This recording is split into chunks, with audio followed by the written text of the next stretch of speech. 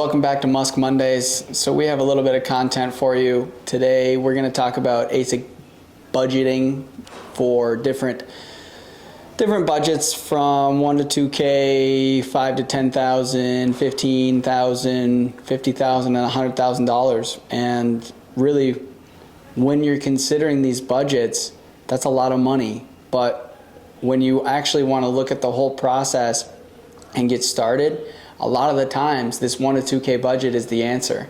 And the reason for that is because it gives you an understanding of how to dive into this space. Yes, you might have that $50,000 up front, but guys, be careful, right? Let's get an understanding of what we're doing here. So as you proceed from this through this space, this $1,000 to $2,000 budget is really going to help you understand how hot the miner is, how loud the miner is, the electrical consumption and capacity of a smaller miner so that you could dive into a bigger miner.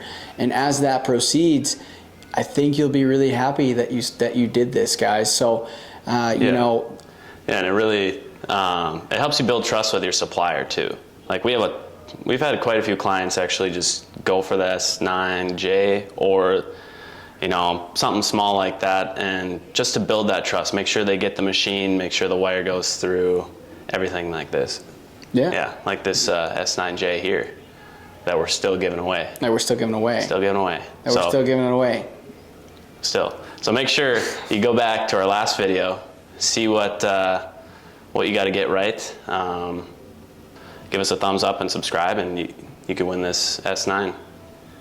Shout out to Space Warehouse Design. He's doing this with us. He's also giving away an S9, and he made the point that this thing is not very profitable. He's not wrong. You can still make money with it. There's no question. If you have electrical costs less than 10 cents, you can still make money. But dive in, see how it goes. Yeah. You know, for a 1 to 2K budget, I think what we're looking at, guys, is these S9s, L3 Pluses, mini Doges, or something along those lines where you get those low power consumption machines or lower that can run on 120 volts and can basically keep you within that realm of finance. And so as we proceed, you know, there's a couple of different variables you really want to consider with this unit, and the biggest one that I would like to point out is the fact that they can run on 120 volts and 240 volts. And what that's going to be dependent on is your PSU, your power supply unit that you plug in.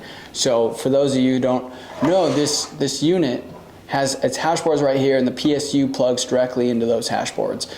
And one of the cables for the PSU plugs into this control board here. And so when you do that, you can get quite a few different PSUs, to be honest. And the ones that we recommend are the APW3 and the APW7. Those PSUs are going to give you the ability to run at 120 or 240.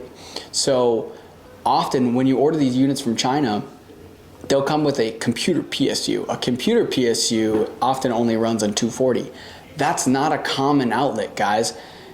Normally, when you plug in your toaster or your hair dryer or your toothbrush charger, doesn't really matter, you're running on 120 volts. And that isn't going to work for a general common computer PSU that they send you with an S9 or an L3 Plus. Now, granted, the difference in the S9 and the L3 Plus is that the L3 Plus has a little bit less power consumption. It runs at about 800 watts, where the S9 runs at about 1300 watts, depending on its terahashes and what it's doing. But regardless, those PSUs will work for either machine in either circumstance. So, I mean, as we proceed, there's other units such as the mini Doge. We wanted to include that guy because, you know, it can be kind of cost effective. It's pretty reasonably priced. If you believe in Dogecoin, we had to throw in an alternative.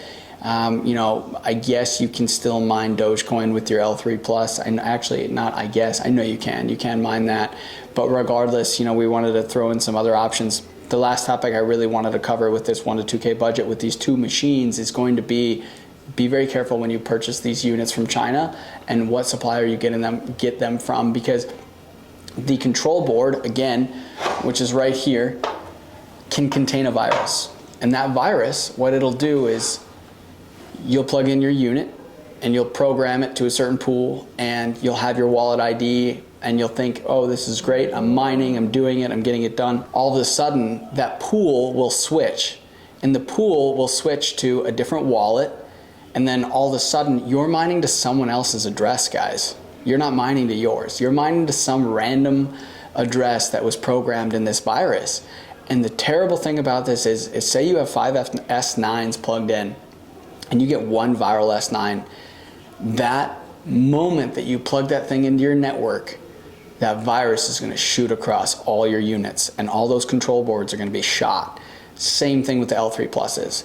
So the way we combat this is you can cure the control boards. It's not a cure-all. Nick does a great job on Space Warehouse Designs videos.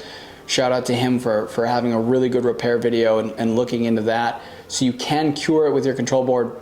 But the thing about the whole process is that commonly you have to buy a whole new control board. And that's not a terrible solution, but you have to wait for the whole thing to ship, and it's just a kind of a pain in the butt. You want to make sure you don't get another viral control board.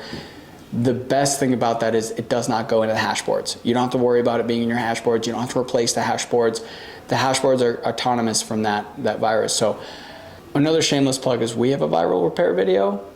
And it works half the time. And it works half the time. It kind of works. You don't have to solder, which is nice, but I did it on about 20, 25 boards, and half of them reverted back to the virus pool through Hive OS, which was kind of surprising to me. Once I got Hive on there, I thought that it would, not let the virus back on, but it did. So yeah, if you want to try that first before you solder, give it a shot. It might work for you. But otherwise, yeah, check out Nick's video. He does a great job of describing it in like 3 to 4 minutes. And yeah, I don't think he's had any issues with the virus coming back. So yeah, I think that's all we have for the 1 to 2K budget, guys. Get out and mine. Enjoy yourselves. You say Space Warehouse Design like every time. Space Warehouse Design and Space Design Warehouse? Yeah. Shit. Oops. It's the same thing. Same. Space Warehouse Design? Or is it Same. Space Design Warehouse? But what did different. I say? Warehouse Design. It's Design Warehouse? Yeah. Shit. Okay.